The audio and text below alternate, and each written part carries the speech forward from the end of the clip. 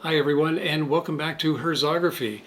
Today I'd like to discuss with you composition, the different composition tricks, if you will, as well as the technique that I have been using over the years when I go out in the field, regardless if I am just practicing, if I'm shooting flowers or mainly shooting landscape images, what I kind of look for and how I go about with visualizing and composing my subject. The importance of composition can't be understated. It is really the fastest method to bring your photography technique really up to speed to show off what you can do. Basically, what we're trying to do is to take the 3D or three-dimensional visual space that we live in, capture it on a two-dimensional medium, but we're trying to keep that three-dimensional look to our images. Now, there are a couple of different ways to accomplish this. One way is to use leading lines, and these leading lines help the viewer kind of move from one area of an image to another area of the image. It also helps perhaps take away a foreground that is maybe a little too busy by using these leading lines, or sometimes you want to start at the foreground. Also, we have come to love a low light source, meaning low in the sky, whether it be the morning light or the evening light. Having a low light cast shadows and gives your images more detail and more dimension. All right, so let's get started and we'll look at some images and I'll show you kind of what I see as I'm visualizing out in the field. All right, here is a beautiful fall foliage scene taken in New Hampshire, I believe. And so here we have these leading lines from these railroad tracks and just going off into the distance. This one at the time was an abandoned railroad, so this is called my abandoned fall railroad. Of course, all these beautiful trees here, but you know, the main emphasis being the railroad just going off into the distance, into these bushes, and just kind of leads you from the center and the bottom of the image to the right, and it's almost like it's just leading you right in, and you're not able to see where it goes, and you have all these beautiful red and orange and yellow leaves. So I really enjoy the way the composition worked for this image.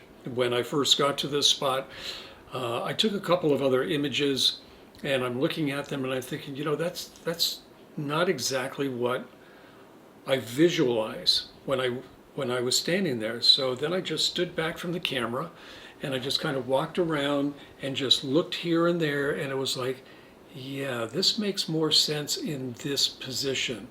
So then I recomposed, and this is the final image that I came up with. Oh, here's one that I did on a Scott Kelby photo walk in Northern California. Just walking along the side of the street downtown, and I saw this building, and when I looked up, I saw this reflection, and I thought, wow, that is so neat. So I stopped. I actually took my camera and put it up against the wall over here, and you know, just took the image.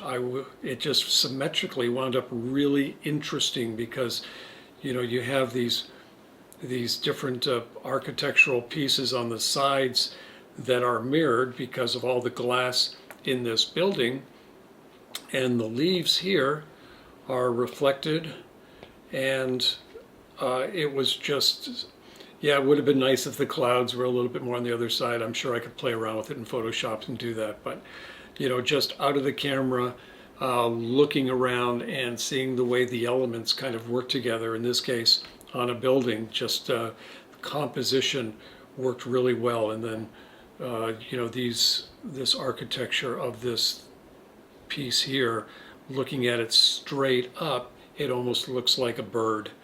I just, once again, really thought this was cool the way this composition worked out. Here are some blossoms, and the blossoms, I didn't want to disturb anything, so I wasn't able to get in and around and do any other kind of composing. But then when I stood back and I looked at this, I thought, wow, this is kind of neat, this grouping of these 4 flowers going from the bottom to then the left in the center and then back up to the right. I just felt that this composition of these 4 flowers just really worked well, and that's why I took that one like that. This one done in the Caribbean. Yes, using a wall that you're looking through always gives a nice framing to what you have in the center. Always try, if you can, to get the equal amount on each of the corners so that it doesn't look off kilter. And depending upon your exposure, you might need to use some multiple exposures to try to get some detail in the rock or the tunnel that you're in, so it's not totally black. Otherwise it might just look like a frame that you just grabbed or created in Photoshop. But at least here you can see, you know, the texture of the rock from the light coming in. It's just hitting the rock really neat, and then you can see the you know, everything else in the foreground. Once again, just a very simple composition, walking by and all of a sudden you see like a hole in the rock, and here it was a hole in a wall. So that kind of turned out kind of neat. This one here, the other day I was just taking a walk looking around and I found these really kind of cool mosaic artwork, and I got up really close to one of them so that way you could see the detail, and then had them trailing off into the distance to the right hand side. It's a simple composition, not that I would use this image for anything. It was just more to talk about in composing, trying to get something in that is of interest, and then it kind of tails off into other similar things like that in your image. Now, shooting a flower is not something that a lot of landscape photographers might think of as landscape, but you know, I always feel that using your camera on something like this is better than not going out and shooting at all. Practice, practice, practice, whether you're practicing composition and exposure, you know, as well as getting to know your camera and your different camera modes and what works for you in what situation. Here, I had taken many different images and I said, you know, it's just not working for me, the composition. And I said, well, what do I visualize? And I said, well, without doing anything in Photoshop, I really wanted to have some flowers in the background with a flower in the foreground, and then showing some of the cactus. So I composed this so that this main flower off onto the left third or half of the image, but then I had these other flowers here that were kind of help balancing it. And then I made sure there was this cactus here in the foreground. I was shooting wide open to make sure that everything else was going to be soft, and it just, once again, it balanced well with the main flower here, the other flowers, and then this cactus being a little bit soft in the foreground. I'm pretty sure this was from Yosemite, and this one here I used a wide angle lens, and I'm pretty sure this was done with infrared. And I took this mainly because of these huge tall trees, and I wanted the distortion from this particular lens that I was using, which, please don't ask, I can't remember which lens it was, and I was doing a lot of manual photography when I shot this, so I don't have any EXIF data to be able to pull from. But I really liked the way they were kind of bending in. I was using parallax distortion to my advantage here to get that bending in to these tall trees in the center. And well, I thought it was kind of interesting. You might also, you might not. You know, this is something that we just practice, and you know, you follow the rules, we break the rules, and then we see if we like what we're achieving. Here's a fairly basic image from Sedona of Cathedral Rock. You know, of course, getting the reflection in and Cathedral Rock in the center, balancing it out with foliage on the left and right.